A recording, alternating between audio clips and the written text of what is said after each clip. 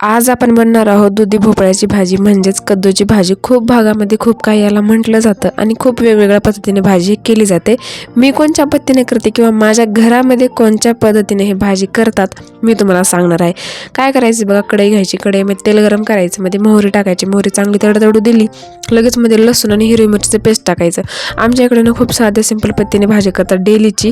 पहिल्या 2-3 रेसिपी मी अशा टाकलेल्या आहेत कद्दूच्या की वेगवेगळ्या पद्धतीने कुकरमध्ये वगैरे कसं करतात ते खूप भारी लागते। तुम्ही पण ते रेसिपी नक्की ट्राय करा, बघा जाऊन माझ्या चॅनलवरती आहेत टाकलेल्या ऑलरेडी। मी छान प्रकारे हे सगळं तेलामध्ये फ्राय झाल्यानंतर इथे कद्दू घेतलेला आहे मी कट करून, म्हणजे दुधीच बारीक तुकड्यामध्ये कट करून घेतली, पाण्यामध्ये ठेवलेली आहे आणि नंतर ते सगळं त्याच्यामध्ये आपल्याला टाकून घ्यायचं आहे आणि मस्त खालीवरी करायचं, म्हणजे पूर्ण मसाला जे आहे त्याच्यामध्ये एकजीव झाला पाहिजे। एक छान प्रकारे सगळं जे आहे त्याचं मिक्स झालं पाहिजे, म्हणून त्याला पूर्ण प्रकारे मिक्स करून घ्यायचं आहे आपल्याला। तर याच्यामध्ये आपल्याला टाकायचं आहे कारळाचं कूट, जास्त कारळाचं कूट टाकून घेतलेलं आहे याच्यामध्ये मी।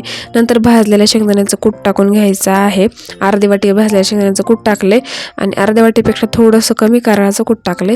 चवीनुसार मध्ये मीठ टाकून घ्यायचं, आपल्याला जेवढं मीठ पाहिजे। मिरची नाही टाकलं कारण मिरची ऑलरेडी मध्ये टाकलेली आहे मी। नंतर पाणी टाकून घ्यायचं, कद्दूच्या किंवा दुधीच्या बराबर येईपर्यंत पाणी टाकलेलं आहे आणि छान प्रकारे आपल्याला भाजी जी आहे ती शिजवून घ्यायची आहे।